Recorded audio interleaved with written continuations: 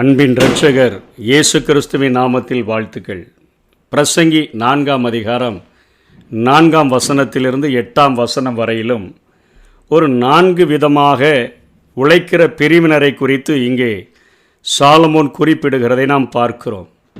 முதல் காரியம், மனுஷன் படும் எல்லா பிரயாசமும், அதாவது அவன் எப்படியாகிலும் முதலிடத்தை அடைய வேண்டும் என்று சொல்லி படுகிற எல்லா பிரயாசமும், பயன்படும் எல்லா கிரியையும், அதாவது அந்த பிரயாசத்துக்கு கிடைக்கின்ற அங்கீகாரத்தையும் அவன் ஒருவன் கண்டடைகிறான்.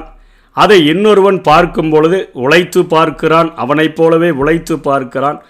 ஆனால் அவனுக்கு அந்த அங்கீகாரம் கிடைக்காத பொழுது அந்த தன்னுடைய மற்றவன் அந்த அங்கீகாரம் பெற்ற வெற்றியின் மேலே பொறாமை கொள்ளுகிறவனாக காணப்படுகிறான் என்று சொல்லி 2 பிரிவினரையும், மூன்றாவதாக மூடன் தன் கைகளை கட்டிக்கொண்டு தன் சதையையே தின்கிறான் என்கிற அவன் தன்னுடைய வாழ்க்கையை அழித்து கொள்ளுகிறான் என்கிற 3வது பிரிவினரையும், 4ஆவதாக 8ஆம் வசனத்திலே ஒருவன் ஒண்டிக்காரனாக இருக்கிறான், அவனுக்கு உடனாளியும் இல்லை, அவனுக்கு பிள்ளையும் இல்லை, சகோதரனும் இல்லை, அப்படி இருந்தும் அவன் படும் பிரயாசத்திற்கு முடிவில்லை, அவன் தன் ஐஸ்வர்யத்தால் திருப்தியாகிறதும் இல்லை, நான் ஒரு நன்மையையும் அனுபவியாமல் யாருக்காக பிரயாசப்படுகிறேன் என்று அவன் சிந்திக்கிறதும் இல்லை, இதுவும் மாயை, தீராத தொல்லை என்று பிரசங்கி குறிப்பிடுகிறதை பார்க்கிறோம்.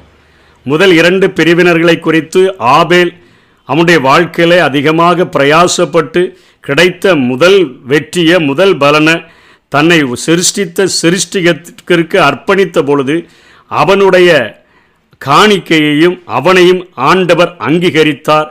இது நிமித்தமாக தன்னுடைய உழைப்பிற்கு அங்கீகாரம் கிடைக்கவில்லை என்று நினைத்த பொழுது காயின் தனியாக இருந்த சமயத்தில் பொறாமை கொண்டவனாக, பொறாமையில் நிறைந்தவனாக ஆபேலை அழித்து விட்டதை பார்க்கிறோம். இன்றைக்கும் உலகத்தில் அநேக போட்டிகள், அநேக பொறாமைகள், அநேக ஏவல் பண்ணிவிட்டார்கள், அதை செய்து விட்டார்கள், இதை செய்து விட்டார்கள், என் தொழிலை அழிக்க வேண்டும் என்று நினைத்து விட்டார்கள் என்கிற மகா பெரிய போட்டிகள், பொறாமைகள் நிறைந்த உலகத்திலே வாழ்கிறோம். ஆனாலும் மனிதர்கள் முதலிடத்தை பெறவும் முதலிடத்தை தக்க வைத்து கொள்ளவுமே தங்களுடைய வாழ்க்கையை முழுவதும் அழிக்கிறதை குறித்து பார்க்கிறோம். 3வது வகையான கூட்டத்தார், மூடன் தன் கைகளை கட்டிக்கொண்டு தன் சதையையே தின்கிறான். இதற்கு நீதிமொழிகள் 6ஆம் அதிகாரம் 9, 10, 11 சாலமோனே சொல்லுகிறார், சோம்பேறியே, நீ எவ்வளவு நேரம் படுத்திருப்பாய், எப்பொழுது உன் தூக்கத்தை விட்டு எழுந்திருப்பாய், இன்னும் கொஞ்சம் தூங்கட்டும், இன்னும் கொஞ்சம் உறங்கட்டும், இன்னும் கொஞ்சம் கைமுடக்கி கொண்டு நித்திரை செய்யட்டும் என்பாயோ, உன் தரித்திரம் வழிபோக்கன போலவும் உன் வறுமை ஆயுதம் அணிந்தவனைப் போலவும் வந்துடும்பா. நீ வருத்தத்தோட மனசஞ்சலத்தோட 2 கைப்பிடி நிறைய சம்பாதிச்சு கொண்டு இருக்கணும்னு அவசியம் இல்லை. மன அமைதியோடு, அதாவது அமைச்சலோடு, மன அமைதியோடு ஒரு கைப்பிடி நிறைய கொண்டிருந்தா கூட போதும். உனக்கு அந்தந்த நேரத்துக்கு தேவையானவைகள் உனக்கு கிடைச்சி கொண்டே இருந்தால் போதும்.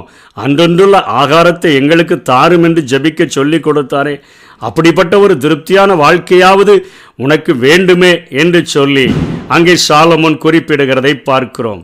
பின்பாக தான் சொல்லுகிறார், சூரியனுக்கு கீழே மாயையான ஒரு காரியத்தை கண்ட ஒருவன் ஒண்டிக்காரனாக இருக்கிறான், ஒரு ஆளுங்கூட இல்லை குடும்பத்தில், அவனுக்கு உடனாளியும் இல்லை, மனைவியும் இல்லை, பிள்ளைகளும் இல்லை, சகோதரனும் இல்லை, அப்படி இருந்து அவன் படுகும் பிரயாசத்துக்கு முடிவே இல்லை, அவன் கண் ஐஸ்வர்யத்தால் திருப்தி ஆகிறதில்லை, ஒரு நன்மையும் அனுபவியாமல் யாருக்கு பிரயாசப்படுறேன்னு சொல்லி கூட அவன் திங்க் பண்ணுகிறதில்லை என்கிற ஒரு காரியத்தை குறித்து இங்கே சாலமோன் குறிப்பிடுகிறதை பார்க்கிறோம். இது மாய, தீராத தொல்லை.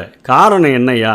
கொஞ்சம் ஆராய்ச்சி பார்த்தோன்னா 1 பேதுருவில் அழகாக 1 யோவானில் 2ஆம் அதிகாரம் 16, 17 யோவான் தெளிவான ஒரு காரியத்தை சொல்லுகிறார். ஏன் திருப்தி இல்லாமல் ஓடுகிறார்கள், ஏன் பேராசை பிடித்தவர்களைப் போல அலைகிறார்கள், ஏன் போட்டியிடுகிறார்கள், ஏன் பொறாமை கொள்ளுகிறார்கள், ஏன் மற்றவர்களை அழிக்கிறார்கள் என்று சொன்னால், இந்த உலகத்தில் போட்டியையும் பொறாமையையும் எல்லா காரியங்களையும் விதைக்கிற சாத்தானானவன் அவன் 1 யோவான் 2, 16, 17 ஏனெனில் மாம்சத்தின் இச்சை, இந்த உலகத்தில் அவன் ஒரு 3 காரியங்களை உண்டாக்கி வச்சிருக்கிறான். மாம்சத்தின் இச்சையும், கண்களின் இச்சையும், ஜீவனத்தின் பெருமையும் ஆகிய உலகத்தில் உள்ளவைகள் எல்லாம் அவைகள் பிதாவினால் உண்டானவைகள் அல்ல, அவைகள் உலகத்தினால் உண்டானவைகள். உலகமும் அதன் இச்சையும் ஒளிந்து போம், தேவனுடைய சித்தத்தின்படி செய்கிறவனோ என்றென்றைக்கும் நிலைத்திருப்பான். அதாவது திருப்தியே இல்லாமல் ஓடுகிறதற்கு சாத்தான் தான் இப்படிப்பட்ட காரியத்தை, உலகத்தினுடைய மேன்மை அதனுடைய காரியங்களையும் உலகத்தில் உள்ள மக்களுக்கு காண்பித்து அவர்களை அடிமைப்படுத்தி வைத்திருக்கிறபடினால தான் அவங்களால திங்க் பண்ண முடிகிறதில்ல. ஒண்டிக்காரனாக இருந்தாலும் யாருக்கு உழைக்கிறோம், எதற்காக இவ்வளோ ஐஸ்வர்யத்தை சம்பாதிக்கிறோம் நீ நினைக்கிறோம், நம்ம நன்மையே நம்ம அனுபவிக்காமல் சேர்த்து வைக்கிறோமா, யாருக்கு வைக்கிறோம் அப்படின்னு திங்க் பண்ண முடியாமல் உழைக்கிறதற்கும் போட்டியிடுகிறதற்கும் பொறாமை கொள்ளுகிறதற்கும் ஒரே காரணம் இந்த உலகத்தினுடைய ஆசீர்வாதங்கள், இந்த உலகத்தினுடைய ஐஸ்வர்யங்கள் என்று மனிதர்கள் சொல்லுகிற காரியங்கள் எல்லாம் சாத்தானே உண்டாக்கி வச்சு கண்களின் இச்சை, மாம்சத்தின் இச்சை, ஜீவனத்தின் பெருமைகள் இவைகளை உலகத்தில் அவன் உண்டாக்கி வைத்திருக்கிறபடினால தான் மனிதர்கள் எவ்வித திருப்தி இல்லாமல் இந்த மண்ணினால் கிடைக்கக்கூடிய சந்தோஷங்கள் போதும், இந்த மண்ணில் கிடைக்கக்கூடிய இன்பங்கள் எங்களை திருப்தியாக்கி விடணும்னு ஓடுறாங்க. ஆனால் மண்ணில் கிடைக்கக்கூடிய சந்தோஷங்களோ மண்ணில் கிடைக்கக்கூடிய ஆசீர்வாதங்களோ ஒரு நாளும் மனுஷனை திருப்திப்படுத்த போகிறதில்லை.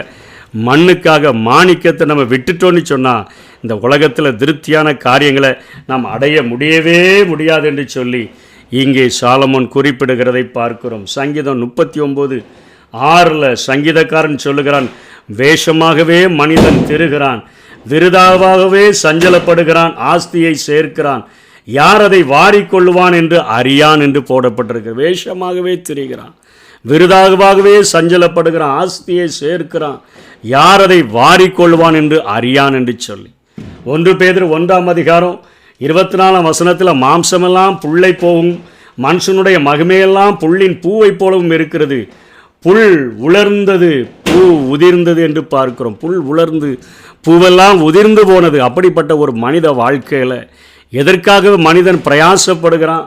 1 கொரிந்தியர் 7:31 பவுல் எழுதுகிறார், இவ்வுலகத்தை அனுபவிக்கிறவர்கள் அதை தகாத விதமாய் அனுபவியாதவர்கள் போலவும் இருக்க வேண்டும் என்று சொல்லி.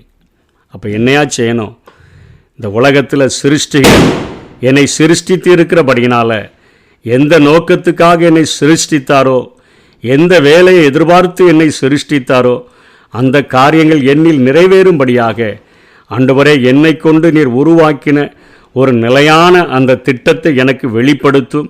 அந்த திட்டத்திற்காக மாத்திரம் நான் பிரயாசப்பட்டு ஓடத்தக்கதாக நீர் எனக்கு உதவி செய்யும்.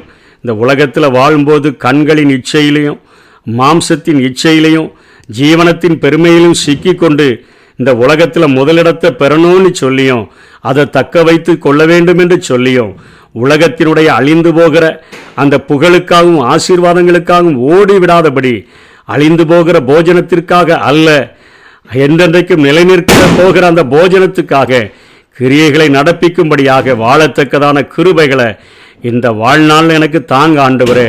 சிருஷ்டிகராகிய உம்மை நான் திருப்திப்படுத்த வாழ என்னுடைய பிரயாசங்களை எல்லாம் அதற்கென்று உபயோகப்படுத்த எனக்கு உதவி செய்யும் என்று சொல்லி கேட்போம். நம்முடைய பிரயாசங்கள், நம்முடைய வாய்ப்புகள், நம்முடைய வசதிகள், நம்முடைய முயற்சிகள் எல்லாவற்றையும் அந்த பலிபீடத்தில் அர்ப்பணித்து அவருக்கென்று வாழுவோம். இந்த உலகத்தில் மாத்திரமல்ல, நித்திய ஜீவன் வரைக்கும் நிலைநிற்கப் போகிற அந்த போஜனத்துக்காக கிரியைகளை நடப்பித்தோம் என்று சொன்னால் இந்த உலகத்தில் ஆசீர்வதிக்கப்பட்டவர்களாய் மாத்திரமல்ல, நித்திய ஜீவனையும் பெற்றுக்கொள்வோம். அப்படிப்பட்ட கிருபைகளை தேவன் நமக்கு தந்தருள்வாராக. ஆமென்.